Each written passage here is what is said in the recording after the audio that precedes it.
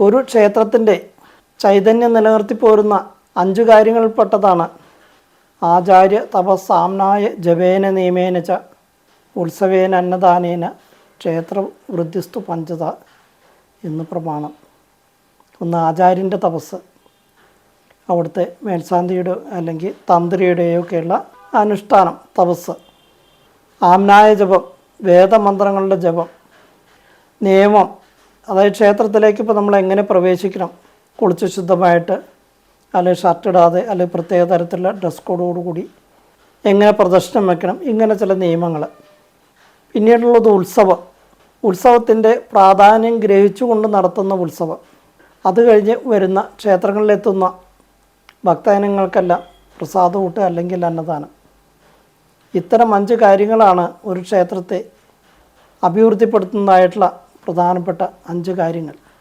എന്നാൽ ഇന്ന് നമ്മുടെ ക്ഷേത്രങ്ങളിൽ ഇതെല്ലാം കൃത്യമായി പാലിക്കുന്നുണ്ടോ എന്നുള്ളത് നാം ഓരോ ഭക്തനും പ്രത്യേകം ശ്രദ്ധിക്കേണ്ട ഒരു കാര്യം തന്നെയാണ്. പ്രത്യേകിച്ച് നമ്മുടെ ക്ഷേത്രങ്ങളെല്ലാം വളരെ വൃത്തിഹീനമായിട്ട് കിടക്കുന്ന ഒരു കാഴ്ചകളാണ് നമുക്ക് ക്ഷേത്രത്തിനകത്താകട്ടെ ക്ഷേത്രത്തിന് പുറത്താകട്ടെ നമുക്ക് മിക്ക ക്ഷേത്രങ്ങളിലും കാണാൻ കഴിയുക. ഇതിനെല്ലാം ഒരു മാറ്റം നമുക്ക് വരുത്തണം. കാരണം ക്ഷേത്ര ചൈതന്യം നിലനിൽക്കുന്നതിന് ഒന്ന് ക്ഷേത്ര പരിസരം തന്നെ വളരെ ശുചിയായും വൃത്തിയായും നമ്മൾ പാലിക്കാൻ നമ്മൾ ശ്രദ്ധിക്കണം. പിന്നെ ഓരോ ക്ഷേത്രത്തിലുള്ള പ്രധാനപ്പെട്ട പല വഴിപാടുകളും അത് ആ ക്ഷേത്രത്തിന് അല്ലെങ്കിൽ ആ ദേവതയ്ക്ക് ഇഷ്ടമായിട്ടുള്ള കാര്യങ്ങളാണോ അല്ലെങ്കിൽ അവിടുത്തെ സംഗതികൾക്ക് അനുയോജ്യമായിട്ടുള്ള കാര്യങ്ങളാണോ നടപ്പാക്കുന്നത് എന്നുള്ള എല്ലാം ഓരോ ഭക്തനും പ്രത്യേകം ശ്രദ്ധിക്കേണ്ടതാണ്. ഒരു ക്ഷേത്രത്തിൻ്റെ വരുമാനം വർദ്ധിപ്പിക്കുന്നതിന് വേണ്ടിയിട്ട് ഉള്ള വഴിപാടുകളെല്ലാം അത് ക്ഷേത്ര ചൈതന്യത്തിന് ലോപമുണ്ടാക്കുന്നതാണോ എന്നെല്ലാം ശ്രദ്ധിച്ചിട്ട് വേണം ഓരോ വഴിപാടുകളും നടപ്പിലാക്കുമ്പോൾ ശ്രദ്ധിക്കേണ്ടത്. പലതരത്തിലുള്ള വഴിപാടുകൾ ഇപ്പോൾ പല ക്ഷേത്രത്തിലും, പ്രത്യേകിച്ച് നോക്കിക്കഴിഞ്ഞാൽ ദേവസ്വം ബോർഡുകളുടെ ക്ഷേത്രത്തിലും കാണാം. കാരണം ദേവസ്വം ബോർഡിൽ പറയാനുള്ളത് പ്രധാനപ്പെട്ട ക്ഷേത്രങ്ങളിലെല്ലാം വരുമാനം കൊണ്ട് വേണം മറ്റുള്ള ചെറുവക ക്ഷേത്രങ്ങളിലെല്ലാം പരിപാലിച്ചു പോകേണ്ടത്, അതുകൊണ്ട് വരുമാനം കൂടിയേ തീരൂ എന്നുള്ളത് അതൊക്കെ ശരി തന്നെ.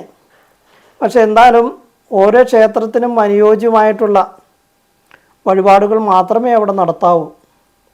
അത് ആ ദേവഹിതം നോക്കി മാത്രം ചിന്തിച്ച് നടപ്പാക്കേണ്ടതുമാണ്. പിന്നെ കൊടുങ്ങല്ലൂർ ക്ഷേത്രത്തിലെ മറ്റ് പ്രധാനപ്പെട്ട ആഘോഷങ്ങൾ പറയുകയാണെങ്കിൽ ഒന്ന് ഉത്തരായണം ആരംഭിക്കുന്ന മകര സംക്രമം മുതൽ ഉള്ള 5 ദിവസത്തെ താലപ്പൊലി മഹോത്സവമാണ്.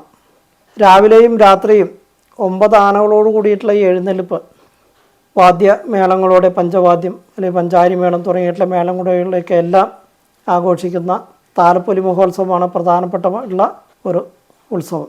പിന്നീട് നവരാത്രി ആഘോഷം, തൃക്കാർത്തിക ആഘോഷം തുടങ്ങിയിട്ടുള്ള എല്ലാ ആഘോഷങ്ങളും